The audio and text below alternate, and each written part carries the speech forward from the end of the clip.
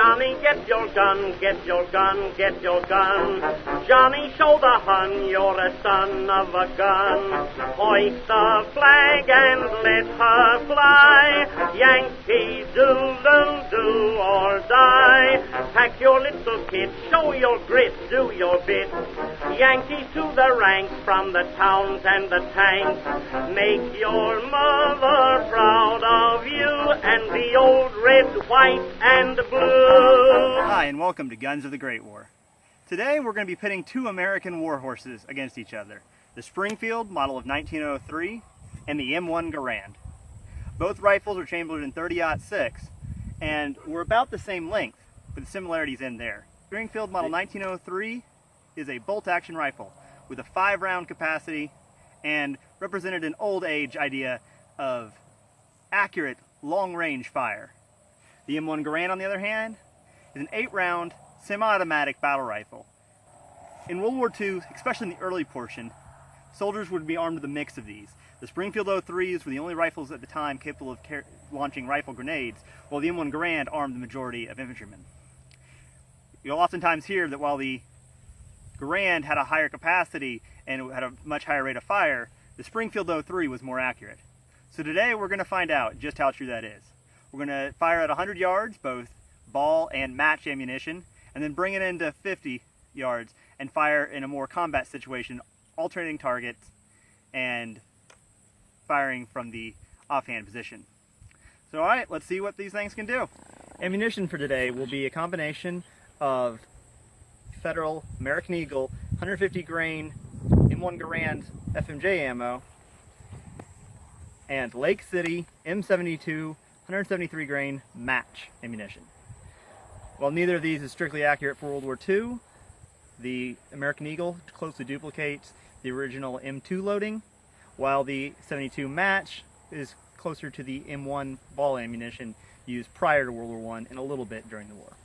First up will be the Springfield model 1903, and first ammunition fired through it will be the American Eagle 150 grain FMJ. Our target is at 100 yards and we'll be firing from a rest. My very historically accurate red rifle rest. Alright, loading from a 5-round stripper clip, 5 rounds, 100 yards.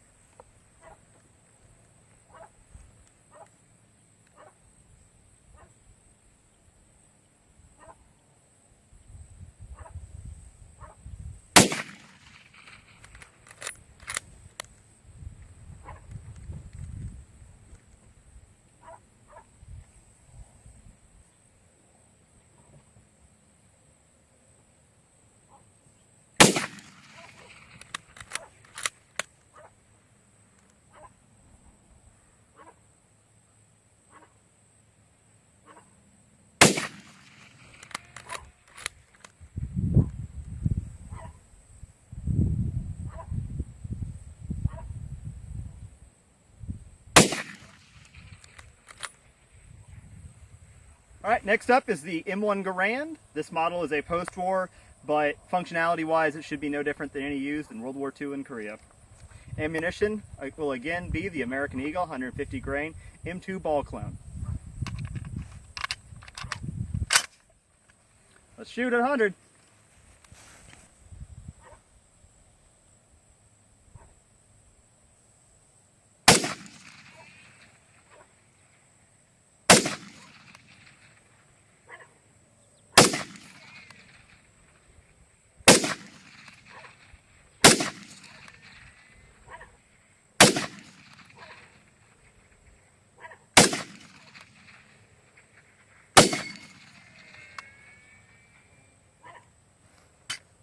Let's go see how we did.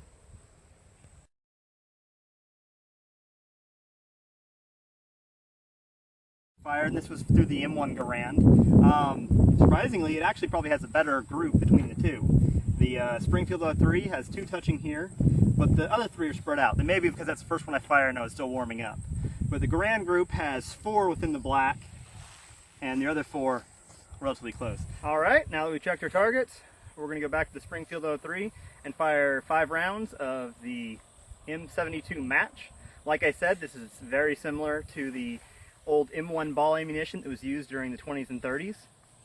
It was finally X'd out for a number of reasons, including increased recoil and the fact that it was overshooting several National Guard ranges, and it was cheaper just to switch ammunition than to build new ranges. All right, we're going to see how this does. I believe the Springfield will probably prefer this over the Garand, but let's find out.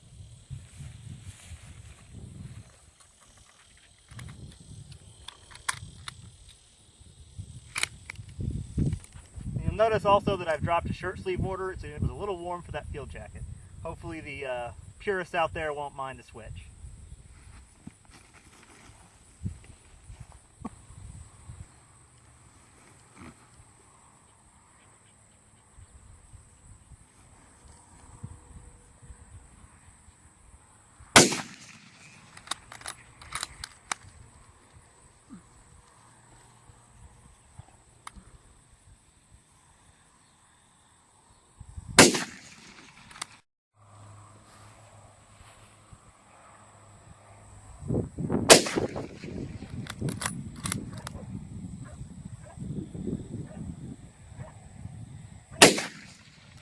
All right, up next is M1903 match through the M1 Garand. This will be 8 rounds again, 1 M-block clip.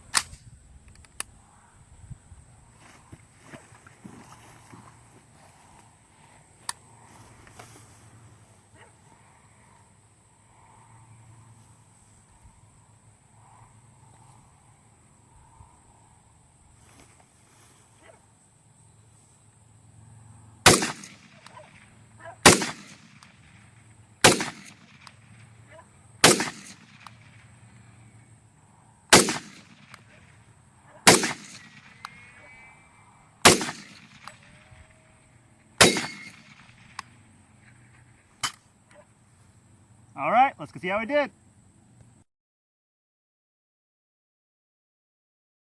For our match test, notice that actually all 5 rounds were on the paper on this one. I noticed on this I was a little bit faster, with the Garand, I was a little bit faster than the trigger, and it looks like I pulled 2. There's only 6 on the paper.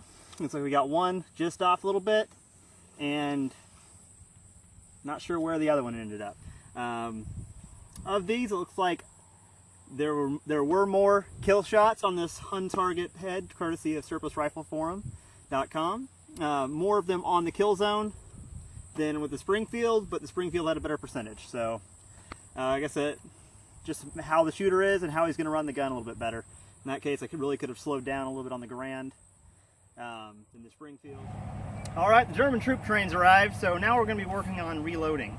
We're going to fire, each rifle will have 1 round loaded up in it. We're going to fire that 1 round and then have to reload. I'm going to do that twice and then move on to the next rifle and see how it does.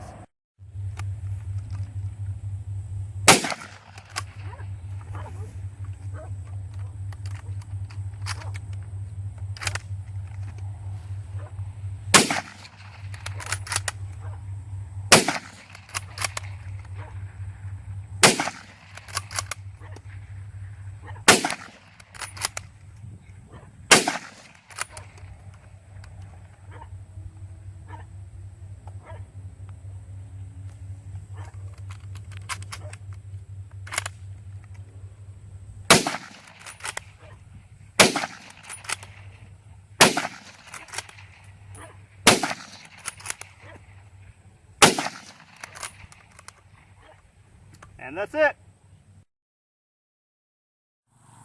All right, it's the M1 Garand's turn. Like last time, we're going to have 1 round in the chamber, and we're going to do 2 reloads. For purpose of keeping it fair for testing, the M1 Garand ammo is in the same pouch, and the pouch right next to it. We will be using 2 clips, which is a lot more rounds, but we got to keep it fair for the reloads. So, all right, same thing.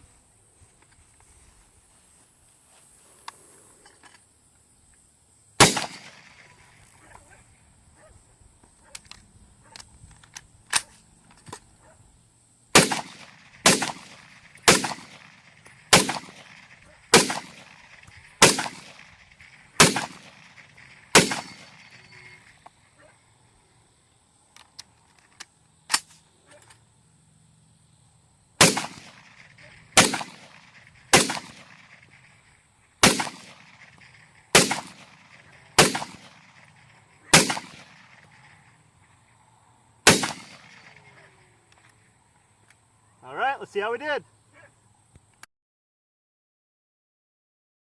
All right, next thing we're going to try to do is our last thing for the day. We're going to fire, I'm going to fire one in the chamber like I did last time, except this time I'm going to go prone and do the reloads and the last bit of firing from the prone unsupported. All right, let's do some shooting.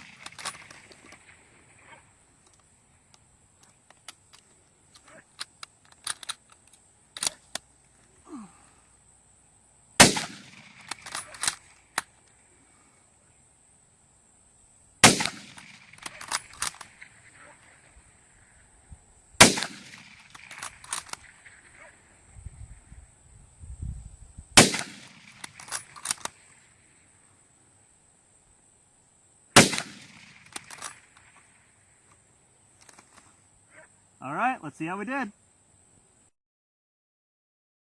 Same thing, one round fired, go to the prone unsupported, do a reload, fire, reload again, fire it again.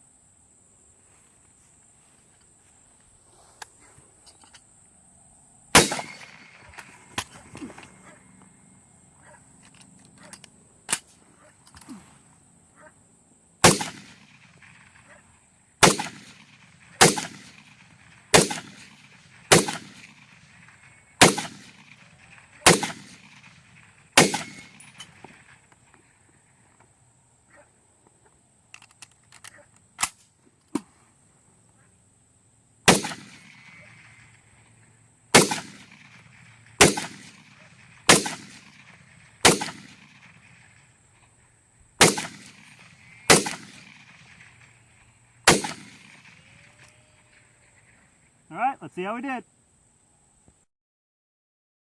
Came back here and surprise of the day. The Garand definitely wins. They're after the 15 we did earlier, there are now 32, meaning all 17 of those rounds hit the target. They're not all great hits, but they probably all, at least temporarily, put the guy out of the fight. So I think in this case, the Garand definitely wins in both rate of fire and practical accuracy. And it's all probably because of those aperture sights. All right, some final conclusions for the day.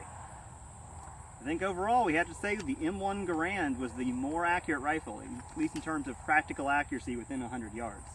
The Springfield 03 is probably more accurate on a fixed range where you can take the time to really dial in the sight for the right ammo at the right time with some hand loads or some federal gold medal match and really use the weapon to its fullest at 300, 400, 500 yards or more.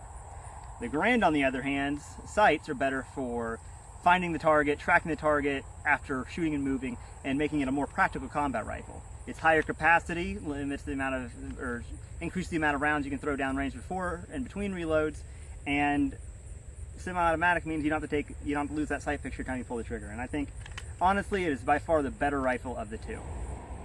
All right, if you want to tell me what everything I did wrong or how this was a very unscientific test and that you've done a lot better, feel free to leave comments below.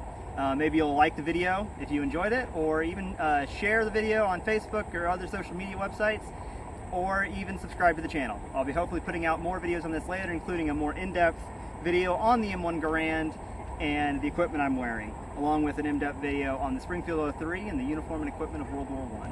This is Jake on Guns of the Great War, signing off.